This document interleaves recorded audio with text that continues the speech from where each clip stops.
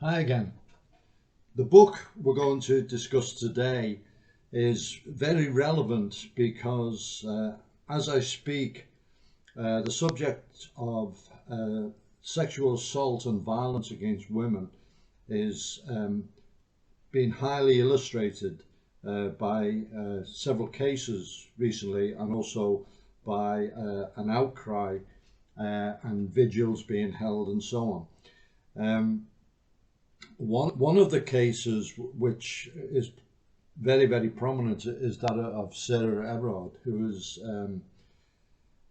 kidnapped, raped, and murdered by a serving police officer. And it really is, the case itself is an outlier because we don't really learn any self-protection lessons from it. I mean, there's certainly lessons to be drawn in the field of policing, but as far as self-protection, the guy was a serving police officer, so he's very convincing. You would have to query the psychological tests that firearms officers go through, the effectiveness of them, if people like that can pass the screening. He had a background or a history of dubious behaviour, and really, as regards Sarah, there wasn't really anything that she could have done. I mean, I would have got into the car. So, unfortunately, it's one of those cases where it was a person abusing a position of trust. So, but then more broadly, there is no doubt at all that women have been failed by the criminal justice system in the prosecution of rape cases and other sexual assaults, and the minuscule number of convictions. So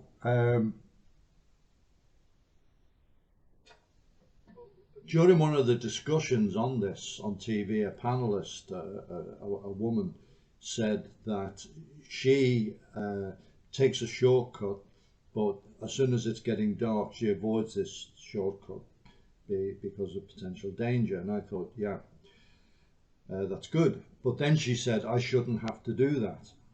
I shouldn't have to change my behaviour. And this is a common thing we hear, particularly from activists in the women's movement, that the victim shouldn't change the behaviour.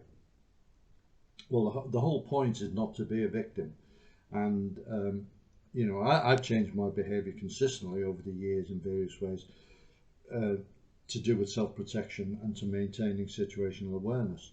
It's a thing you really have to do. One of the things in VIP protection, one of the core principles is avoidance. We avoid problems. And the mantra is to avoid dangerous places, dangerous people, and dangerous activities. So as much as you can in your life, if you avoid them, which may require a change in behaviour to do it, it will increase your safety. So that seems quite common sense to me. And unfortunately, you can do all the self-protection training, you can read every book, you can train every course, and it all goes out the window as soon as alcohol comes into the equation. And this is across the board, it's not gender specific. And I see this, you know, working every weekend. And a case that illustrates this is a girl who trained with me, and she was a black belt. She had a very responsible job, very intelligent girl, and she came and told me one day that the previous weekend she'd gone out drinking, got ratters, and got into a car with 3 guys, and fortunately nothing happened. They didn't do anything, but her filters are completely gone, and you know, she was her judgment had gone completely, and she realised this and you know, learned the lesson from it.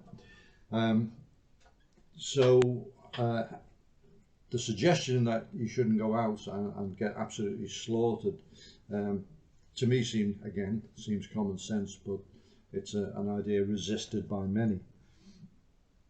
Okay, so all that leads up to a book which is very relevant to this topic, and it's this book,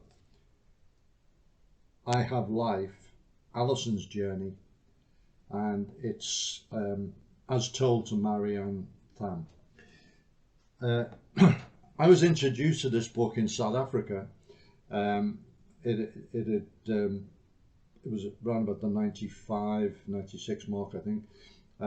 Recently been published, and some of the girls there had read it. A couple of them were in tears after reading it, and recommended it. I read it, was absolutely impressed by it, saw that it was a tremendous resource for women. I always used to pick up a couple of copies when I went over and bring them back and give them away to women over here. Basically, the story, it's set in South Africa, true story.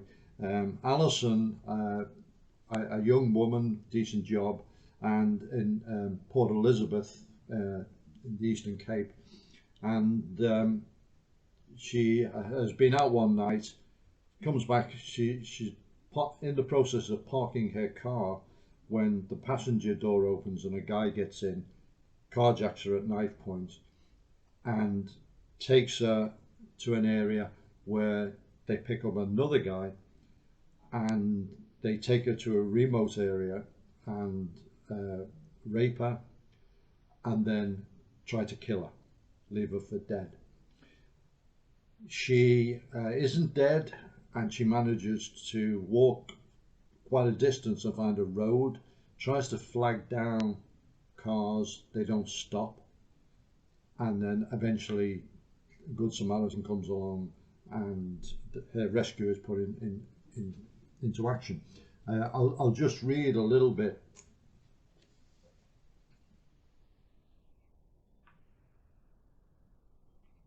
from a chap called Tian, who is the paramedic on the scene, and he's absolutely amazed at the injuries.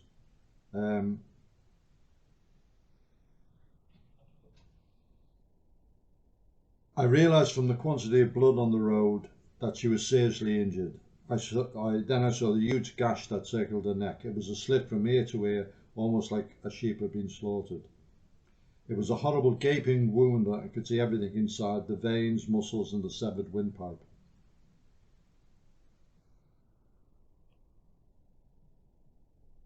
Previously, he says, as I got closer, I could see that it was a woman who was naked except for a denim shirt that she held to her stomach. She was holding the shirt over her stomach because she'd been disemboweled. She was literally holding her abdomen in, and her head was actually back, hanging down her back. It says in the book like a sombrero around someone's neck. They had cut her stomach multiple times, disemboweling her, and I think 16 or 17 slashes across the neck.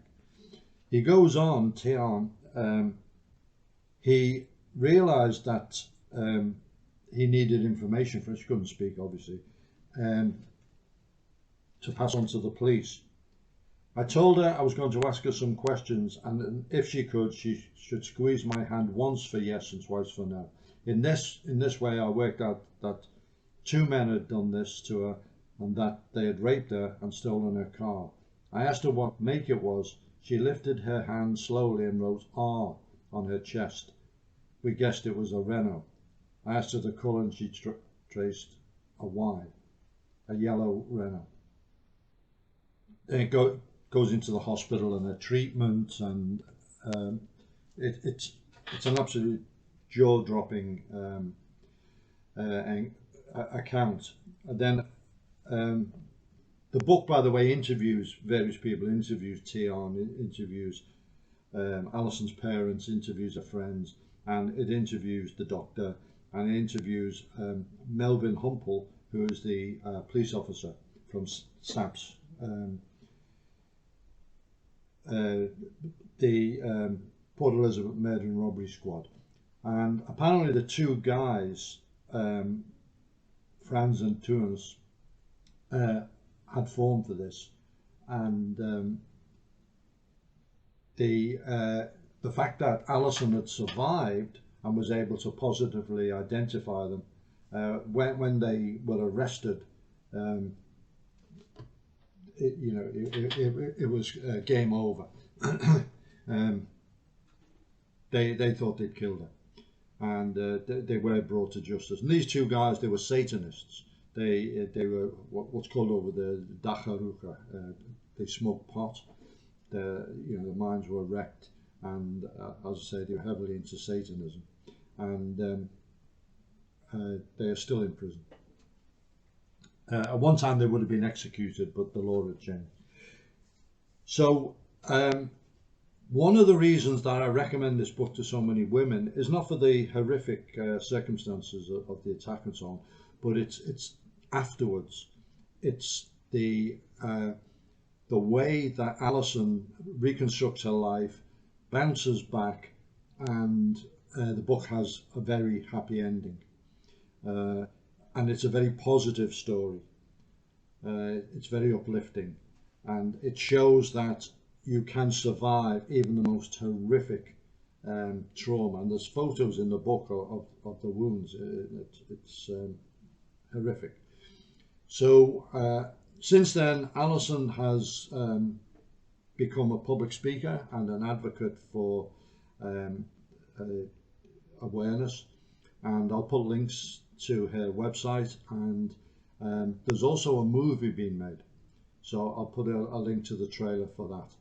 But we always show books on our seminars, and on the women's seminars, the Nikita program and the Valkyrie program, I always bring this and show it to the girls. You can get it because of Amazon. It's very widely available, and obviously I'll put that link as well. But if you're a woman watching this, read the book. If you're a guy, buy it for your female family members and friends.